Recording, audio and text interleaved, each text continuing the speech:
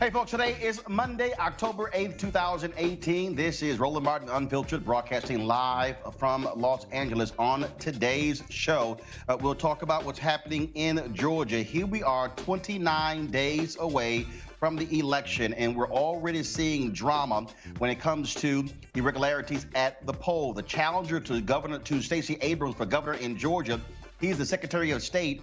They have been removing folks from the voter rolls, and journalist Greg Palast has been on top of the case. He'll join us right here on the show. Also, drama in Texas as they also are messing around with the right to vote. Republicans, this is a part of their strategy, voter suppression. We'll break it down right here on the show.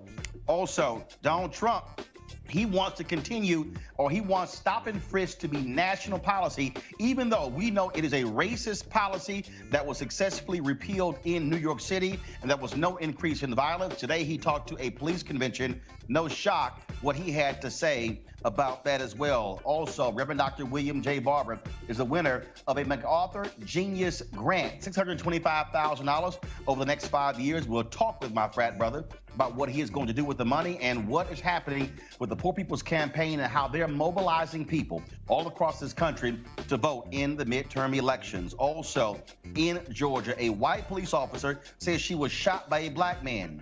She flat out lied. Her police chief will join us live with the details on how she was exposed as a liar. Also, speaking of dodgy cops, the cop who shot and killed Tamir Rice, guess what? He's found another job at a police department in Ohio. Talk about a damn shame. He gets second, third, fourth chances if Tamir Rice is dead. Also, folks, Laura Ingraham of Fox News, she celebrated Brett Kavanaugh's confirmation to the Supreme Court with someone on her show. Let's just say things didn't go quite well with their selfie. Yeah, y'all gonna get a kick out of this as well.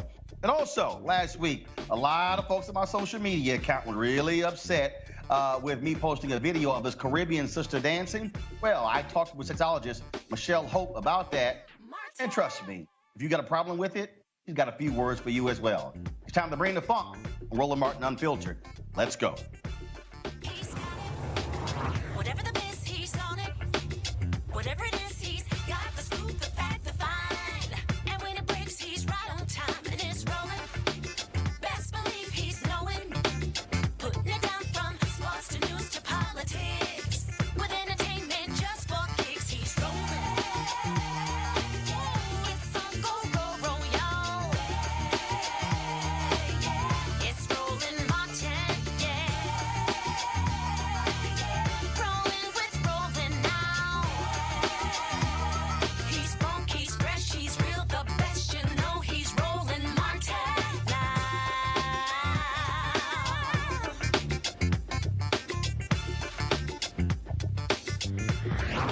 Martin. Hey, folks, we're 29 days away from the midterm elections, and already Republicans are doing all they can to suppress your right to vote. We're seeing this in Texas, but also in Georgia. Well, the Secretary of State, Brian Kemp, he is running against Stacey Abrams to be the next governor of Georgia. Well, in 2017, they purged thousands upon thousands of people from the rolls. So although you're in Georgia and you might think that you're registered to vote, you might want to double check that. How do we know this? Well, Greg Palast, an investigative journalist who's been investigating voter suppression since 2014, he took them to court, or threatened to take them to court, to get the documents showing massive voter purging taking place in Georgia. He joins us right now on Roland Martin Unfiltered. Greg, how you doing? Okay. So, Well, Greg, give us a sense of how this debacle has been taking place. Republicans all across this country, they have been using voter suppression, all kinds of different schemes to remove folks from the polls. We have, of course, an outfit out of Virginia threatening a lot of these small towns in Mississippi, taking them to court, purging voter rolls. We've seen it happen in Florida with Governor Rick Scott. But in Georgia, the Secretary of State, Brian Kemp, he has been doing this. You busted him, correct? That's correct. I started actually Rolling Stone investigation of this character, Brian Kemp, in 2014.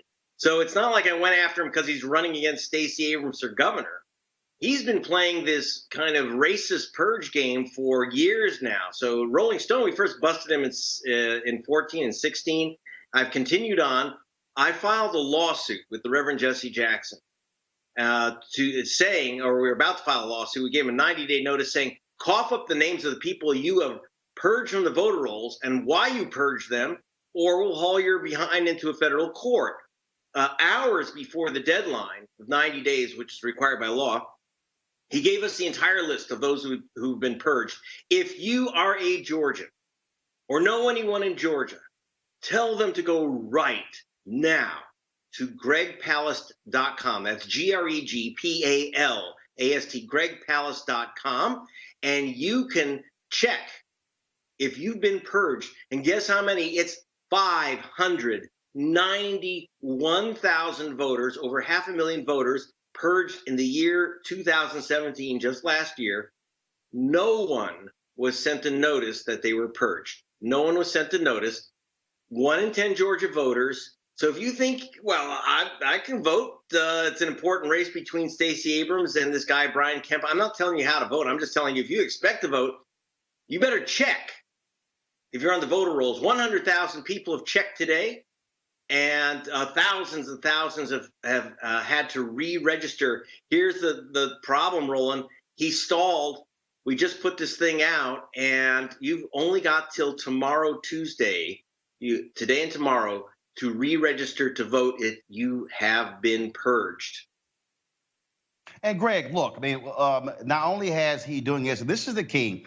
A lot of people don't understand that it is the Secretary of State that really determines what happens with the vote. We also know that in the last election, Brian Kemp destroyed the hard drives of folks who voted, so they could not actually go back and double check to see what the impact was. I mean, this is a guy who was playing games with the voting rolls and the votes there in Georgia.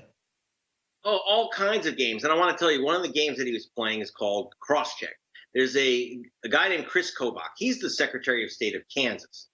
He's a white supremacist, and I don't use that phrase very often. In fact, I don't think I've ever described any other official as a white supremacist, but he is. He's counsel also for an organization that claims that its work is to maintain a European America. Well, what does that mean? I think we know what it means. And one of the ways they're doing this is that this guy, Chris Kobach, has created a list called the Interstate Crosscheck List. He gave 500,000 names to Brian Kemp. We have 108,000 of those names that Chris Kobach told Kemp to remove on the grounds that these are voters who left the state of Georgia. We have had experts go over every single name on that list. Of the 108,000 names of people that supposedly left Georgia, 106,000 are still in Georgia, right at the voting address where they were registered. And yet they're losing their vote. They have no notice. And if they show up to vote at the polling stations, for example, there are 357 gentlemen named James Brown. Now, why did they put them down the crosscheck list? Because believe it or not, Roland, they found a James Brown living in Detroit, in Motown, and a James Brown in Virginia, and a James Brown in Arizona, etc. They found hundreds of James Browns, and they're saying it's basically the same guy, even though they're pairing up the James Browns of Georgia with James Browns, like, for example, James Edward Brown is supposed to be the same voter as James Thomas Brown. I can't make this up. James Brown Jr. and James Brown Sr. are supposed to be the same voter. If your name is Jackson or Brown or Rodriguez or Garcia or Kim, look out, because there's a very good chance you're on this purge list. If you failed to vote and decided not to vote in 2014 and 16, you're almost certainly on this list. You have a right to vote, but they've purged you anyway. They're only supposed to purge you if you So, move. Greg, for instance, there's a famous fisherman named Roland Martin. I also have my Google alert set to that. And then there are several other Roland Martins that have popped up over the last, couple of weeks. And so what these guys are saying is that, so we got a Roland Martin who's registered in Texas. Then there's a Roland Martin who might be in Wisconsin or in Florida. They're saying, that's the same person. Take the name off the list. Yeah, because what they're saying is either you're voting twice, which is a crime, or you've just moved. So you moved to Texas to go fishing or whatever you're doing, right? So, but it's evil and it's racist because when you use common names, just so you know, 85 of the 100 most common names in America are minority names like Garcia, Rodriguez, Martin, and Jackson. Let me tell you, they have the whole Jackson Five. In fact, 5,000 voters in Georgia are named Jackson that are on this hit list. So please go to gregpalast.com, GREGPALAST. That's myname.com. We put it up there because it was technically the easiest. Put in your first name, your last name, your zip code. You'll get back your street address. If that's your current address or a former address, I'm telling you, you got to re-register right now. We'll have a link there. Secretary of State's office, Brian Kemp, sos.ga.gov is where you go to re-register, and you have 2 days to do it. I'm sorry, that's all they gave us. We still may sue him, by the way, to get everyone's name back on. All right, Greg Palast, we certainly appreciate your hard work, and we'll keep pushing this story out to our followers as well. Thanks a lot. You're very welcome. All right, folks, as you heard Greg just say, Georgia, tomorrow is the deadline, October 9th. Texas is also the deadline to register to vote. Here are the other states where the deadline is tomorrow. And so if you're living in these places, I want you to understand, if you're not registered to vote, this is the list. Arizona, Arkansas, Florida, Georgia, Indiana, Kentucky, Louisiana, Michigan, Mississippi, New Mexico, Nevada, Ohio, Pennsylvania, Tennessee, Texas. Let me repeat that. Arizona, Arkansas, Florida, Georgia, Indiana, Kentucky, Louisiana, Michigan, Mississippi, New Mexico, Nevada, Ohio, Pennsylvania, Tennessee, Texas. Those are the states where October 9th, tomorrow, Tuesday, is the deadline to register. Your voter registration form must be, again, must be stamped by the date in order for it to be official. And so if you're unsure, fill the voter registration form out again. There's nothing that says if you already registered, you can't fill that form out. You can still do so. We want to make sure everybody is registered. If you live in another state, I want you to text, email, call your relatives, double check, and especially the millennials, folks who are Gen X, who are Gen Y, who are Gen Z, millennials as well. Make sure that they are registered to vote, because if you're not, forget about it in those states after tomorrow. Now, former First Lady Michelle Obama, she is doing all she can to also get folks registered to vote. Here's a PSA that they're distributing to encourage folks to do their duty and use the power at the ballot box. Why should I vote? Nothing ever changes. The system is rigged. Why bother? Whether you're trying to get dinner on the table after working a double shift, dropping baby off with grandma, or studying for exams, voting can feel like the furthest thing from your mind. You might even feel like it's just not worth it. But that's exactly what some people want you to think. The truth is, when we stay home, things stay the same or they get worse. But when we all vote, we get new ideas and new energy. We get leaders who share our values and listen to our voices. That's how we change America. And that's why it's so important to register right now and vote this November. And in every election, go to whenweallvote.org or text We All Vote to 97779 to get started, and know that your vote will make a difference. Be sure to get registered and get to the polls on November 6th. All right, folks, one of the reasons I'm here in Los Angeles, because I am participating in an effort, interviewing a variety of people to encourage folks to go out and vote. I just finished interviewing Erica Ash. I'll be talking to comedian Ali Sadiq, also talking to Chuck D as well, and several others about the importance of voting. And so I look forward to bringing you those interviews right here on Roland Martin Unfiltered. Right now, I want to bring in our panel. We have, of course, Eugene Craig, CEO of the Eugene Craig Organization, Avis Jones-DeWeaver, leadership strategist, as well as Michael Brown. Of course, Michael, he is a former Finance Committee member of the DNC as well. So, folks, let's get right to it. Eugene, I'm going to start with you. I have long said that one of the reasons black people will not vote for Republicans is because as long as Republicans are playing the game of voter suppression and they are messing with folks' right to vote, black folks will have none of it. I agree 100% with you. It's a racist tactic. There's no place in our civil society for voter suppression. The right to vote is sacred. And, Republicans, compete for the vote. Don't try to steal an election by keeping people from voting.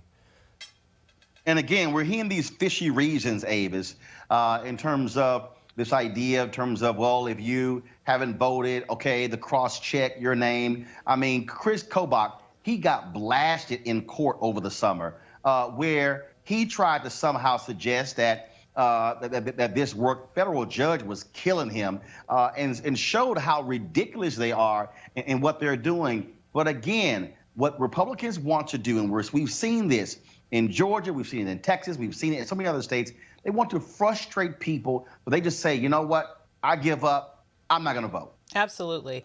I mean, they understand that they are losing the demographic battle. As I speak with you today, the majority of babies born in America are babies of color. And so, as Eugene alluded to, instead of fighting in the sphere of ideas and seeking to earn people's vote, they're looking to tilt the game. They're looking to jerry-rig the game in their favor by stealing people's vote. It is a specific strategy that they have pursued for years, and it's something that I believe they're going to continue to pursue as long as they can get away with it. Michael. Well, you know what, Roland, it's interesting that here's what the GOP does, and frankly, they do it very well. They're more interested in winning than the consequences, because they'd rather win and then worry about the consequences and the fallout later. And I think we saw a lot of that, what happened with the Judge Kavanaugh debacle, is Senator McConnell was like, I don't care what happens. Frankly, I don't even care if we lose the House and the Senate, as long as we get our guy on the court. And Roland, I don't know if you remember back when my father was chair of the Democratic Party, he used to say, I want to win, I don't want to make a point. And that's what the GOP does. They worry about winning. They're not trying to make people feel good. They don't care about demographics. They don't care about a big tent. What they care about is winning by any means necessary.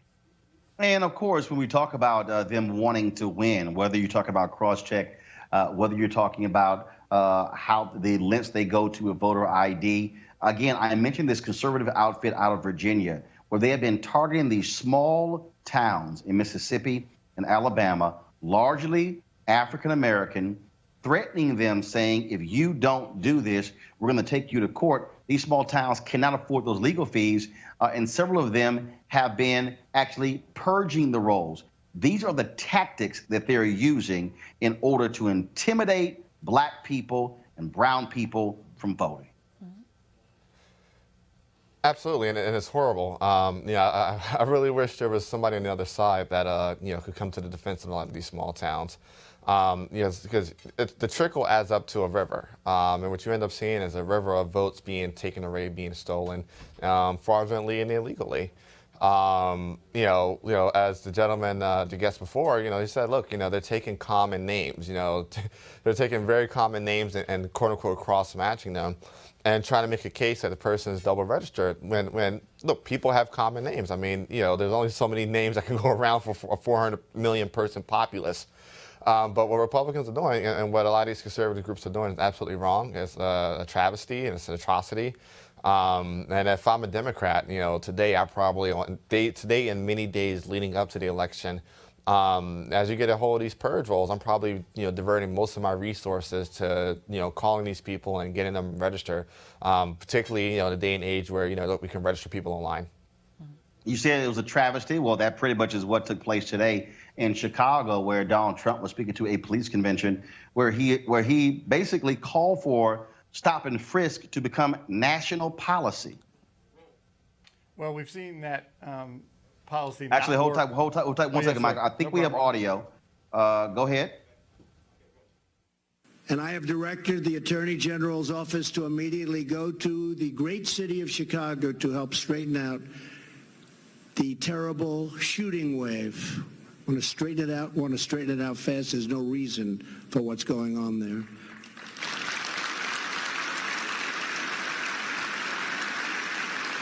I've told them to work with local authorities to try to change the terrible deal the city of Chicago entered into with ACLU, which ties law enforcement's hands and to strongly consider stop and frisk. It works, and it was meant for problems like Chicago.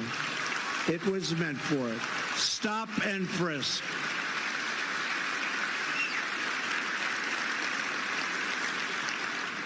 And Rudy Giuliani, when he was mayor of New York City, had a very strong program of stop and frisk, and it went from an unacceptably dangerous city to one of the safest cities in the country, and I think the safest big city in the country. So it works. Got to be properly applied, but stop and frisk works. The crime spree is a terrible blight on that city, and we'll do everything possible to get it done. I know the law enforcement people in Chicago, and I know how good they are. They could solve the problem if they were simply allowed to do their job and do their job properly, and that's what they want to do. So, Chicago, we're going to start working with you as of today. Okay, folks, Donald Trump just lied in that particular speech. Facts are stop and frisk in New York was deemed to be racist. 96% of the people who were stopped in stop and frisk were never even charged with a crime. Guess what? The police and all the people who were shouting, oh my God, this is somehow going to cause a dramatic rise in crime, flat out lie. There was no increase in crime in New York by getting rid of stop and frisk.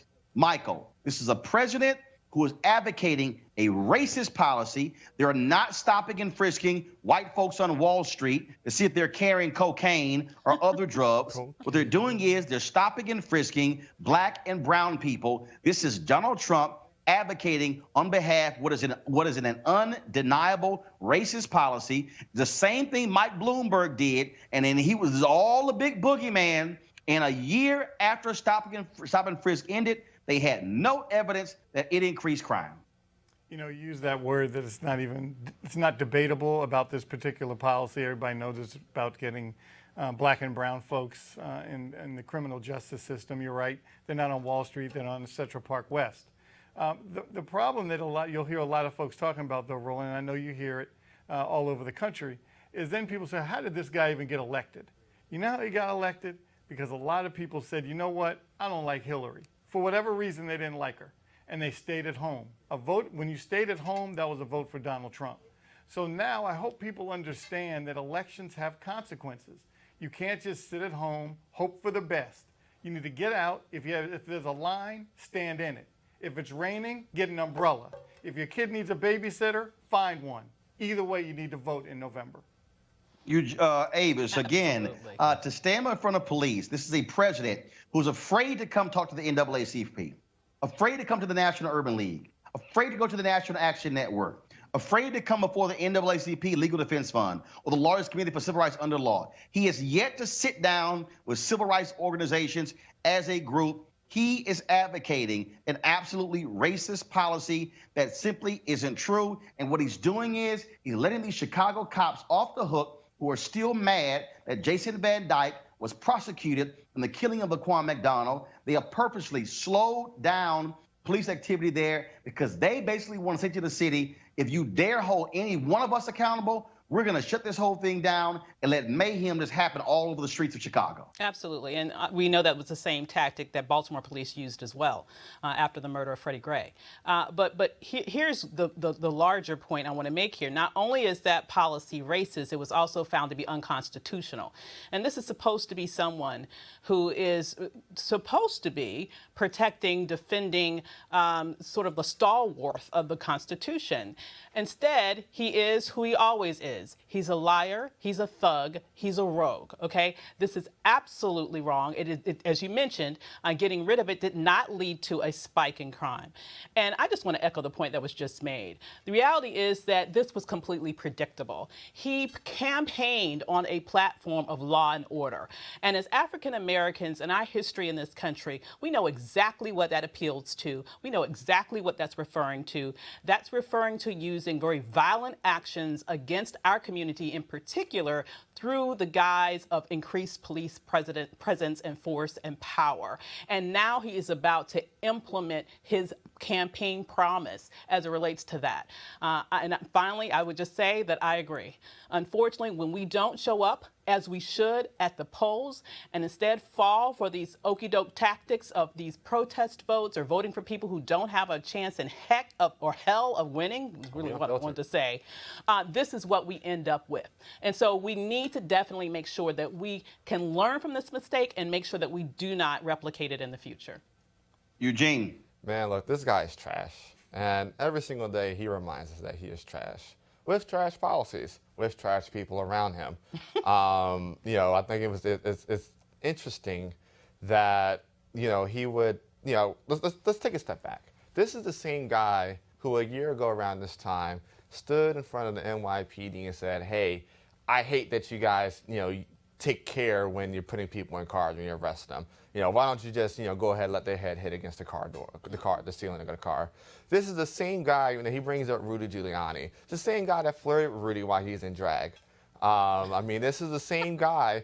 He's told us, it's the same guy who boosts, folk like Dan Bongino and Sheriff Clark. We know, he's trash. We know his policies are trash. The thing is this. We're going to talk about, pivot this to voting. November is 29 days away. Election day is 29 days away. On that ballot, you're going to have federal races, but you're also going to have state races. You're going to have a lot of seats on the ballot, a lot of offices on the ballot that's going to determine who your county sheriff is, who your county state attorney is and DA is, who's going to hire the chief of police that's going to set policies for the police department. If I'm in Chicago or any other major city, that's a major issue for me. Baltimore 2020, Mayor Pugh's going to have to deal with, the situation of the Baltimore police. I hear, essentially, going Conor McGregor on people. Stop and frisk is a failed policy. It's an unconstitutional policy, and we experienced arrest on site with Martin O'Malley in Baltimore, 10, 15 years ago. But November 2018, the defining issue needs to be who's going to hire a police chief, what the policies are going to be, and give a middle finger to the president's trash policies with the trash people that he surrounds himself with. I'm going to move on to the next story. We're going to ask my next guest actually about stop and frisk, but also about this story here. And that is Sherry Hall. She was a police officer, folks, with the Jackson Police Department in Jackson, Georgia. Last week, she was sent to prison for 15 years. No, not because of police brutality, not because of drugs, anything along those lines. It is because she lied about a black man shooting her while she was on duty. Now, we talked a lot on this show about police officers who lie in reports and who lie to supervisors. Well, she made this story up, and she told local station CBS 46 the day after this quote, unquote, attack. Just out patrolling the area and encountered I don't want to say suspicious guy, but just a guy kind of in the woodlines. And he had the presentation of somebody that might need medical attention or might have been under the influence of a substance. And I began talking to him, trying to get him to come to me and or to step out to me. And during that time, we had a little bit of a confrontation, and he fired a shot. And then I began to return fire and take cover. Were any words exchanged? Did he say anything to you? Or? There was some words, but I don't recall all the words that were exchanged, and then a lot of them were incoherent. You couldn't understand exactly what he was saying.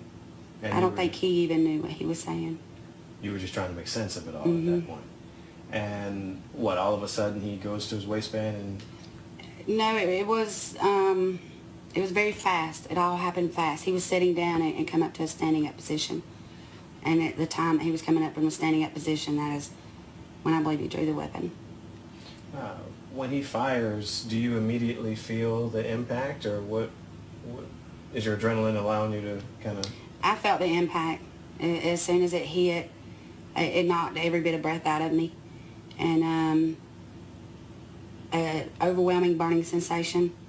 And it actually dropped me to my knees. And but I know I had to get back up. I couldn't lay there. I had to get up. Did you initially think that you were hit, or? Yes. I mean, I knew something. You don't feel that type of pain and impact and every bit of breath go out of you if nothing hit. Yo, her ass was lying the whole damn time. Talk about making up a completely bullshit story out of thin air. It took investigators about 10 days to figure out her ass was lying. They hit her with 11 counts of providing false statements, violating her oath of office, tampering with evidence. Again, she's headed to prison for 15 years. Joining us right now is the police chief of Jackson, Georgia, James Morgan. Chief Morgan, how you doing?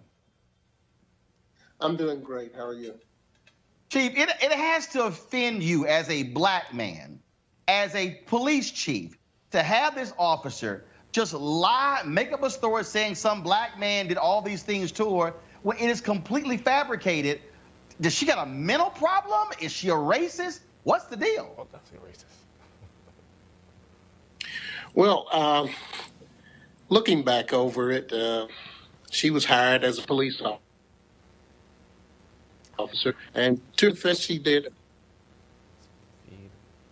prior to the day, didn't experience any type of racial overtones or any type racial problem with Sherry Hall at all.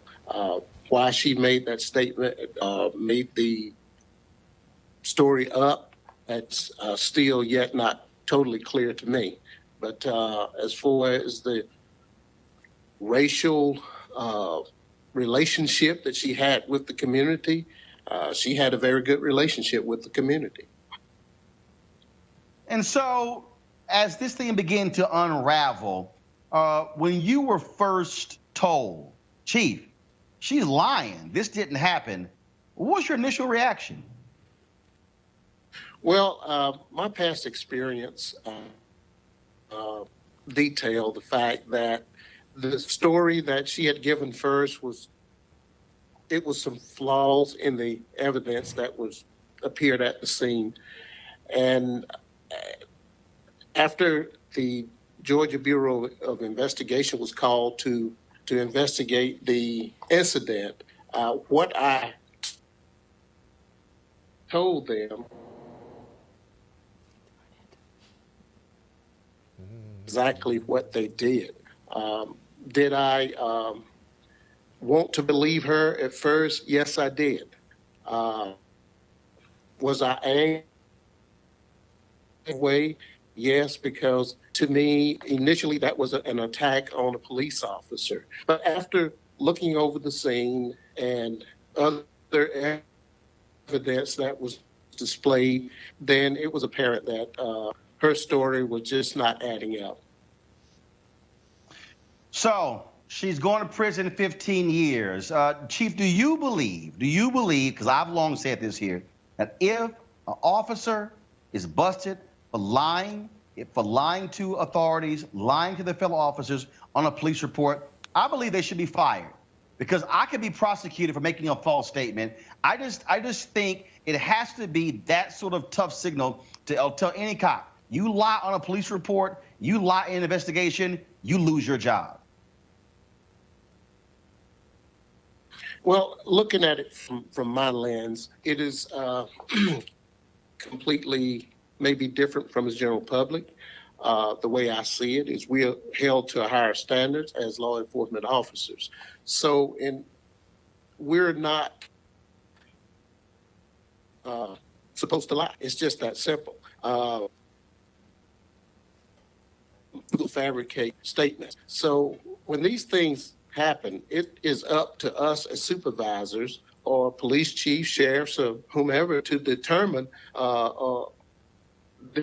the proper protocol to go by in getting these people to come forth and tell the truth. So in this instance here, looking back over it, I'm not really angry, more disappointed than angry with the officer. Because again, as I mentioned earlier, she was a complete good officer, did an outstanding job.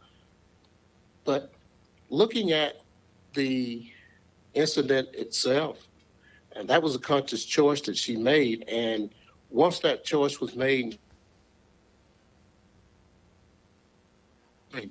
looks like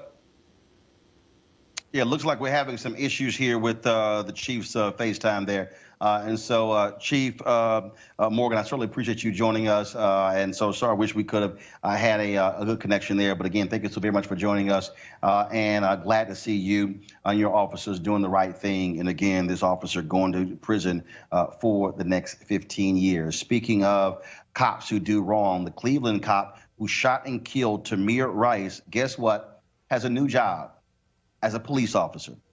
Timothy Loman was hired in Bel Air, Ohio, okay? And the police chief there, Richard Flanagan, said that Loman deserved a second chance as a part-time officer.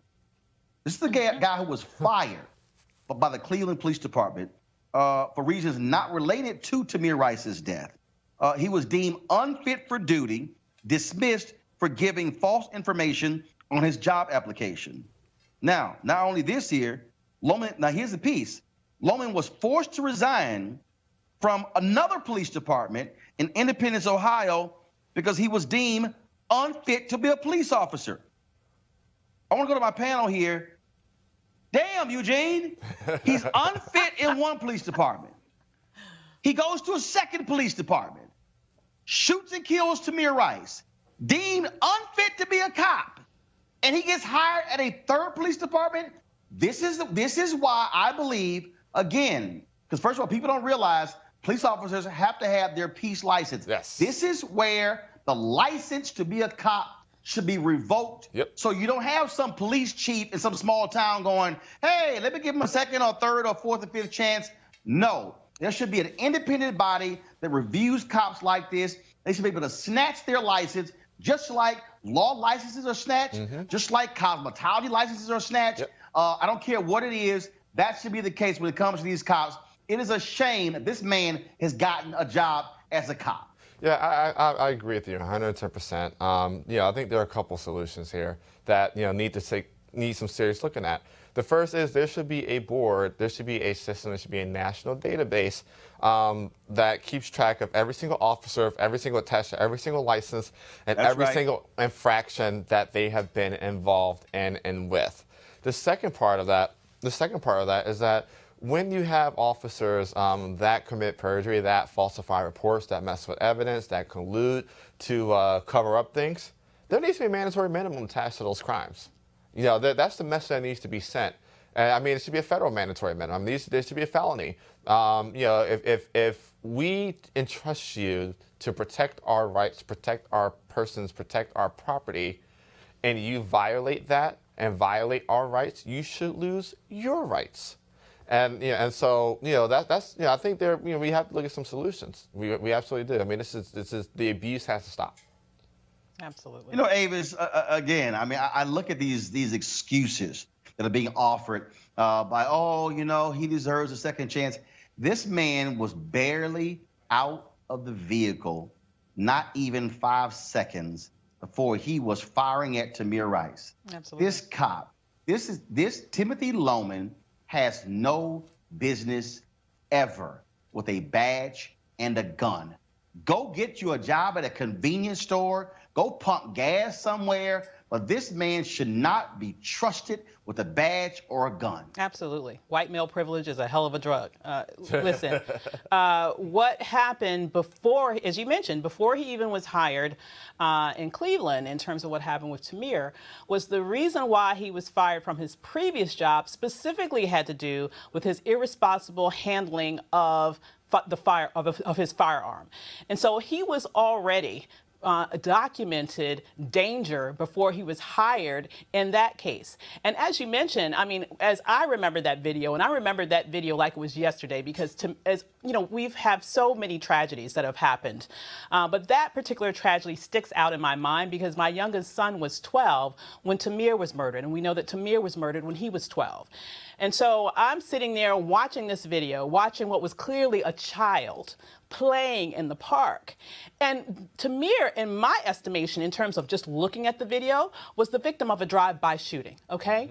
Tamir was killed before that before that car came to a complete stop. All right? This man is irresponsible. He is, in fact, a murderer. And if they didn't have the guts to do what needed to be done in the wake of Tamir's death, it is especially beyond disappointing. I would argue that it is sort of angering that you have this other police department that is willing to let this danger to the public back on the public's payroll. Just to think about it, taxes. People's tax dollars are paying for a murderer to go out there and have a third chance to kill again. You know what, Michael? I would hope the citizens of Bel Air, Ohio, rise up and go to their city council and say, tell this chief to send him packing. We don't want this man who has been deemed twice unfit to serve being even a part-time cop in our city. Well, Chief Flanagan should be ashamed of himself. I mean, that's just silly season there. But I want to go back to your previous guest and the chief of police, and I forgot his name. I remember Chief Flanagan. Chief Morgan. Chief Morgan. I have a couple questions. One, who shot her is A, because he never really said what happened. Yeah. And two, since she clearly has these kind of views about people of color, were all of her cases reopened? Maybe I'm over-lawyering it, but it seems to me that she has a tendency to not care about people of color. So what happened to all those cases in her history? Are they reopening them? Is the DA looking at them again? And maybe you have some people that are innocent that were found guilty by crimes that she perpetrated on them. So it'd be interesting to find that out. Again, I don't know if Chief Morgan has looked into that. I know you were having some technical difficulties, but I was just curious about it. Again, A, was she shot? Who shot her? And B, were her cases reopened? All right, folks, hold tight 1 second. Going to a break right now. When we come back, we'll chat with Reverend Dr. William Barber, the latest winner of a MacArthur Genius grant. He's an alpha man. Of course, he's a genius. We'll talk to him next, right here on Roland Martin Unfiltered.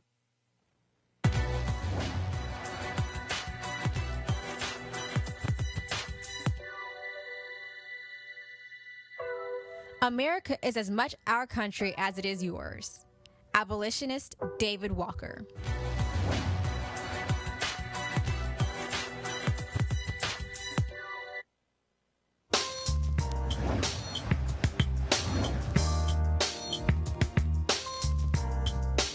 All right, folks, HBCU Giving Day. Our school for today is Benedict College. It is, of course, www.benedict.edu. Of course, they are one of our HBCUs, and it's important for us to support our HBCUs, but not only when it comes to giving. We also hope that you, if a graduate of Benedict College, would also send checks back as well to support your university. And so we want you, whether it's $1, $5, $10, $20, $30, $50, $100, doesn't matter. Every dollar counts when it comes to keeping our young folks in college. So please support Benedict College, benedict.edu. Somebody who can spare a couple dollars to give these days, Reverend William J. Barber. Last week, folks, he was announced as one of the winners of the MacArthur Genius grant.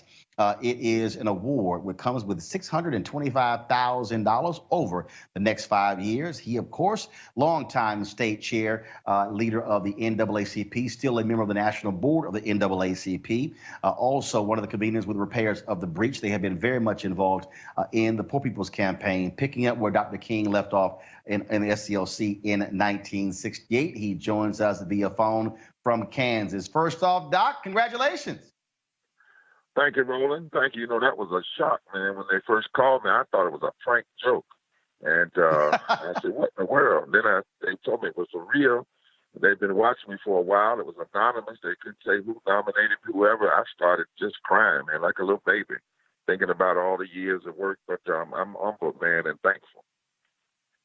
And of course, you are out there doing the work in terms with the Poor People's Campaign. And so got to ask, it takes money and dollars to do these things. Are you also still pastoring your church there in North Carolina? Simple question. What you going to do with the money? Well, you know what I'm going to do with it is keep doing this work. It's funny about this grant. This grant says they give the money to you, not for what you've done in the past, but what they expect you to do in the future. They expect you to continue to work working in poor communities and what we're doing. A lot of times we have to go where people cannot even afford us to come. So our plans are to take a look at how do we use it once things start happening in January to further this work. I was in police custody when they announced it in Chicago, standing with low-wage workers and janitors and McDonald's workers. I'm here today in Kansas the day after Trump left. We're having thousands of people out tonight for Poor People's Campaign National Call for Moral Revival hearing, where poor and impacted people impacted by systemic racism, poverty, ecological devastation, a war economy are testifying. And the reason they're doing it is the politicians can't talk tonight. They've been invited to come listen. And we're registering people for the movement who vote. Because I think one of the things, Roland, that you not only need a villain to vote, you need a vision to vote. And I'm saying the Democrats, we should just tell folks, be against Trump. Be against Trump because you are for. And if you take out your anger on Trump, on these state legislators and these Congress people, because you are for, because you can bet your bottom dollar, extremists have an agenda. When they run, they know exactly what they want and what they're intending to do. And we've got to take them on, on that term. So that's what we're doing here tonight. Kansas, and we'll be in Missouri the day after, and we just continue to move across the country.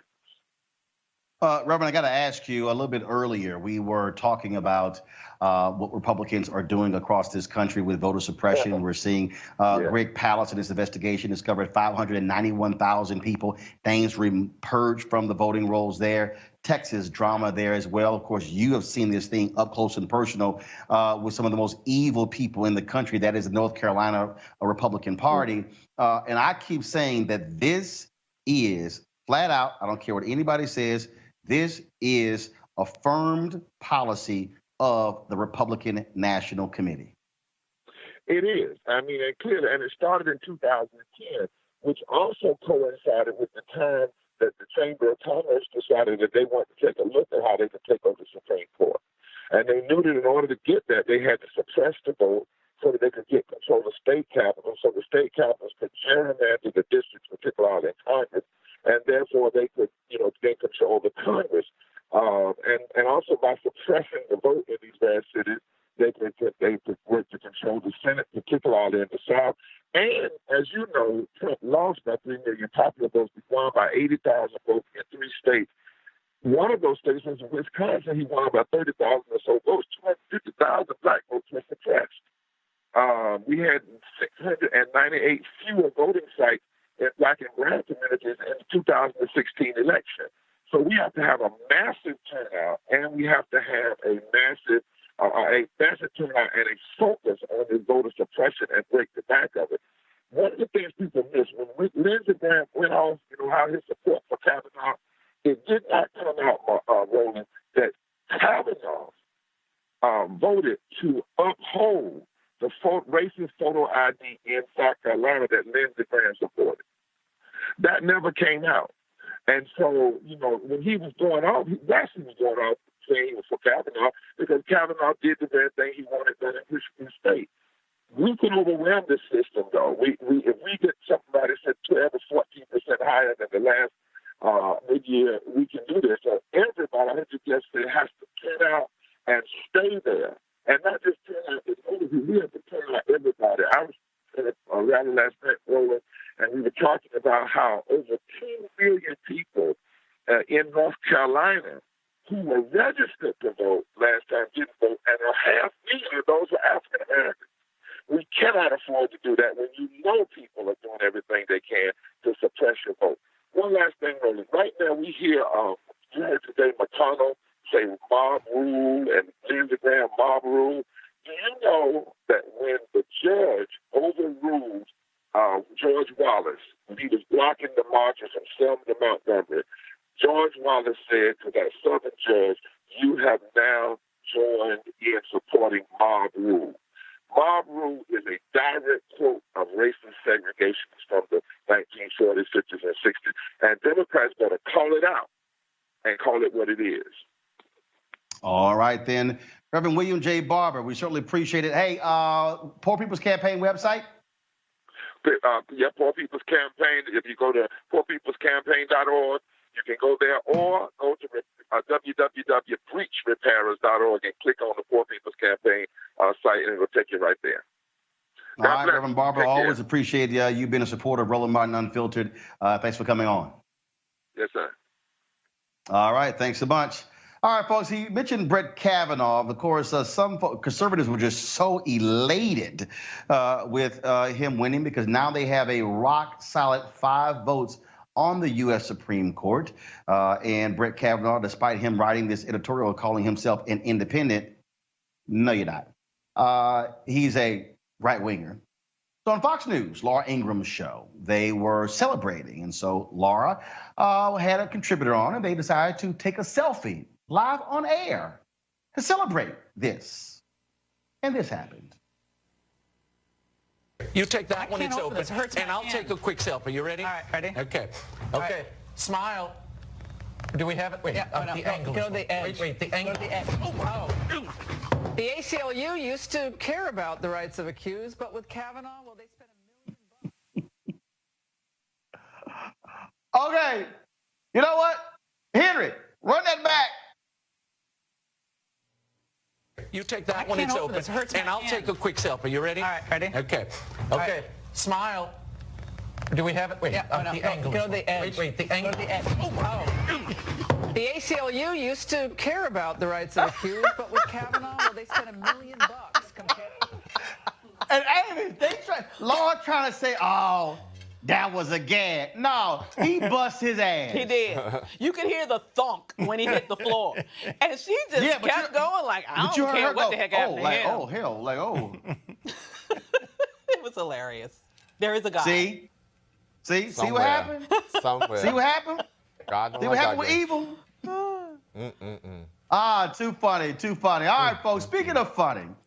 So last week, first of all, we had a conversation on Friday with our panel because we had a whole bunch of holy rollers, all kind of people on my Instagram, social media, all upset because I posted the video of this sister from the Caribbean, goes by Royal G on Instagram, whining. And of course, that's a phrase that is used in terms of a type of dance. Okay. Oh, I had people talking about, oh my God, she was looking like a prostitute, like a stripper, as if they've never actually visited any island countries. And so Michelle Hope, a sexologist out of New York, she, of course, was traveling in. She got here a little bit late, so we decided to go ahead and record our conversation.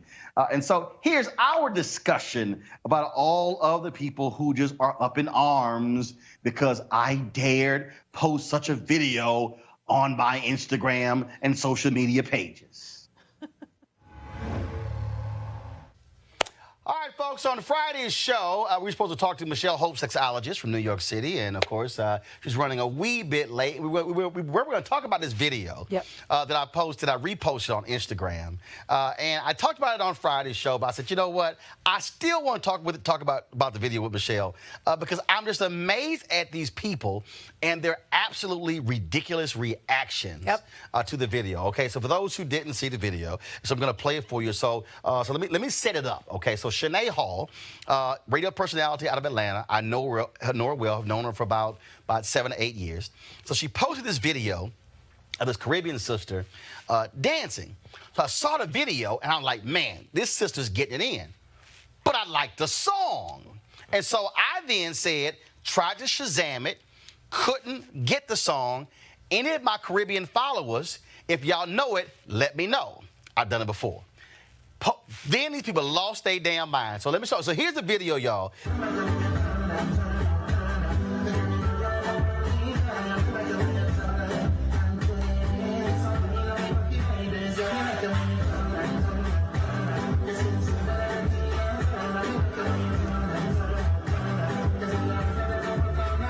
Okay, nice jam. I like soca music. So I put it out there on Instagram, on Twitter, on Facebook.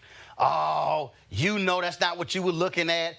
D.L. Hughley even posted, he said, I didn't realize that was music going on. That was all the different reactions. Then you had these holy rollers. Oh, you a married man. I can't believe you posted that. That's disrespectful to your wife. No married man should be posting that. I mean, they started all this sort of stuff. Now, let me be real clear. I don't give a damn, okay? I don't care what they think, okay? My stuff's straight in my household, so I don't really care what they think. But it's amazing, and I also said, Michelle, that clearly a bunch of y'all don't have any passports. Because if you go to Caribbean countries, that's nothing. That's nothing when you see folks dancing, Trinidad, Tobago, Barbados, St. Croix, St. Thomas, Bahamas, Jamaica. I mean, that's the culture to soca music. Right, right. Well, I think what's really interesting, what if that had been a man that you had seen and had put that up? Then what would people say, right? And I think what that's rooted in is, one, not knowing your history, not knowing where these kinds of dances come from, and then two, the idea of rape culture. So for people to go immediately to, oh no, Roland, you're not looking at this for the music, you're hypersexualizing the individual in the video, and it doesn't sound to me like that's what you were doing. Although, let's be real, she had moves. She had moves. I thought about that. My hips, the arthritis in my hips started when she started dirty whining, right? And I think that what we have to do in this hypersensitive time of really looking at sex and sexuality and what it means is we kind of have to go a little bit more internal and ask ourselves, what is it in me that's coming up, and why am I continuing to predicate these ideas? Because that's what's happening. Oh, that's not holy. Wait a minute, so now a woman can't dance to a song because automatically we think about sex? Well, and again, for me, that's also the problem in that, because first of all, as somebody who dances, I posted this video on Instagram. In fact, before I do that, though, it was interesting. So this sister here, we go to my iPad. So this sister here, this is what she posted on my Instagram page. She said, for all the non-readers, he said, all caps, multiple times that he wanted the name of the song. Even still, even if he wasn't so, what if he posted this picture? You think his wife is going to jump down his throat over a repost? They've been married long enough not to have these insecurities. Y'all need a damn life. Somebody get Roland the name of the song. Okay, guess who replied? Who? My wife, J. Hood Martin. Hashtag say it again for the people in the back. Right.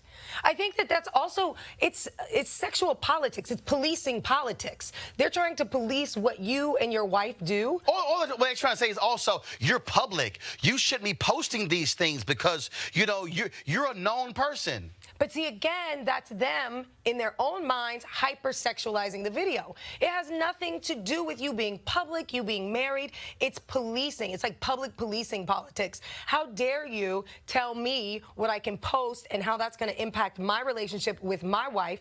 You don't know what we do behind closed doors. Maybe your wife sent that to you like, babe, look at this. Who knows? And I think that that's a large part of some of the issues and breakdowns in communications we have in our community. But then also I think that, look, if I had said, oh, man, look at this fine sister getting it in, okay, then you can say whatever you want to say. I still think you're crazy. Okay, the bottom line is I said, I want the song. And you know what happened? I had a sister, Olivia.Bajan, B-A-J-A-N. She responded to it. She said, the song is Turner by Kevin Little, Soca King. I was like, thanks a bunch. Immediately went and downloaded it and then posted a video of me dancing to the song. And I'm going.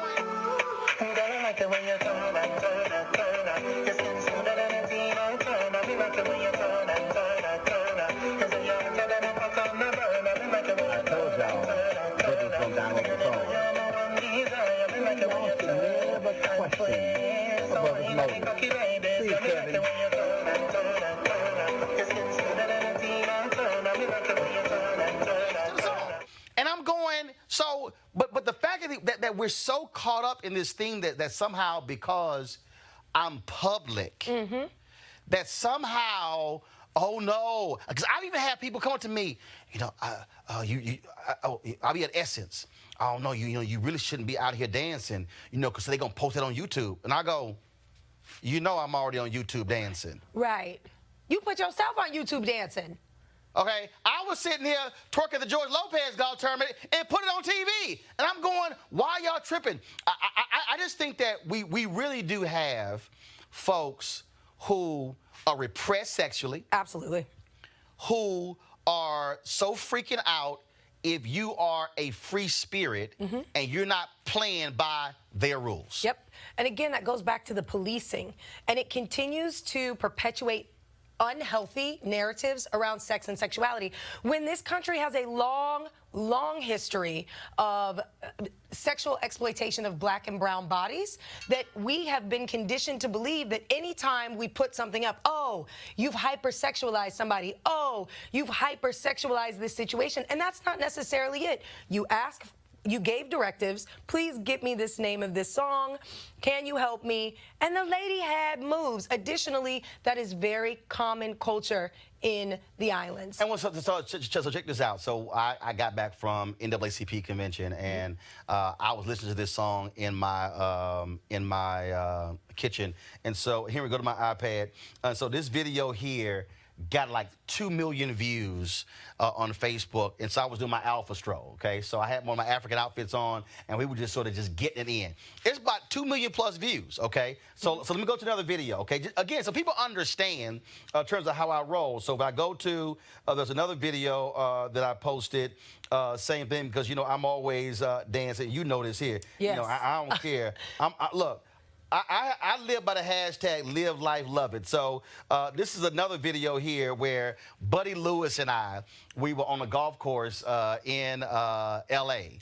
And I had my boombox going, and Chris Spencer said, I bet you wouldn't, he said, I bet you wouldn't put on Atomic Dog. All right. I said, okay, cool. Yep. And Buddy's an Omega. So guess what? We started sitting, we had a step off on the golf course. Now we waiting to tee off. Okay. And so the problem is Buddy gonna kick. But see, Buddy gonna do this half spin. He can't do 360. See, Buddy Lewis, see, you saw that half, he couldn't go all the way around. But so we always do these. But I still think I think people need to get over themselves of this whole deal is as if you can't show multiple sides of who you are as an individual, even if you're public. Yeah, I think that speaks to our lack of understanding around intersectionality. Intersectionality really speaks to you know, our race, our culture, our class, where we were raised, the norms that came up in our family, and that all kind of implicates like who we are. We all have intersections, and in spaces where we are or have been oppressed, we sometimes, I think, take on those ideas and then we spew them back out onto our own people without taking a step back and saying, you know what, they're just having fun. Additionally, people are jealous. People, because of the way they were raised, because of the ideas that they carry with them, they don't see that they can have fun like you. And you know what? I think, of one, you've hit it. I think because you got people who are sitting at home who are mad. And it's like, how dare you? How dare you be a free spirit? How dare you put a hashtag live my life, love it? Wait. Way before Lil Duval did his song, Living My Best Life, that was my hashtag. Right. Because my deal is, I'm going to go out and dance. I'm going to go dance. I'm going to have fun. I'm going to have a good time. I don't care if you're watching, because you know what? I'm not going to go out and sit there and it's like, okay, somebody might be watching me. I mean, I had somebody tell me, they were like, you know, yeah, you were at this club and you were dancing with this woman. I was kind of like, yeah, I was. I'm like, do you actually think I ain't going to dance with anybody? Matter of fact, I would dance with other women at a party at my wife at. Because she ain't going to dance all night. She like, look, I'm going to go sit down, but I'll dance 3-4 straight hours. But I just think that so many people out there who also have some jacked up relationships. Yep. Okay. My husband would never do that. Sounds to me like y'all got issues. Probably. Because why do you think if your partner goes and dances with somebody or reposts something that your relationship is over? It says to me that you're not secure in your relationship. And let's be real. We are people of color. We have been oppressed throughout history. And dance and singing and enjoying life has been a way for us to get through some of the hardest times. So I'm not quite sure why we are coming down on each other in a space where we feel alive, we feel full of joy. And if that is Dutzy whining, or if that is Omega stepping or Alpha stepping, then live your best life. That's all you got to do? Absolutely. Oh, but you forgot, I thought you were going to end it how you normally end it. What? Oh. Q-No, let your freak flag fly. Come on, baby. Y'all, I don't know. She just totally forgot. Tell folks how they can reach you. All right, you guys can follow me at MHSexpert across all platforms, and keep an eye out for me. I got a few more things coming your way down the pipeline. All right, Michelle, always good to see you. Always great. Thank you. Oh, you gotta love messing with people, Avis. Absolutely. I mean, I'm like, just, live a little. Travel. See the world. I say that's us. That's who we are. I say it all the time, Roland. If first and foremost, people, in the words to Kid Cudi, stop trying to be God. That's not who you are. But more importantly, the thing is that if they think your IG is out of control, I'm so glad they aren't following me in my Snapchat. Oh. Michael. I was born. I don't think I want to follow your Snapchat. Listen, hold on, listen. I was born, I was reborn and raised in the words of the weekend. So, it is what it is. How many damn artists you gonna mention in today's show? He's dropping them all. Go ahead, Michael. In this world, Roland, I mean, what are we going to say? Social media is just playing such an impact on how we live our lives, people's opinions on how we live our lives. And I think what you and the sexpert said was exactly right. You can't give a damn. You got to live your life the way you need to live it for you and your family and your community.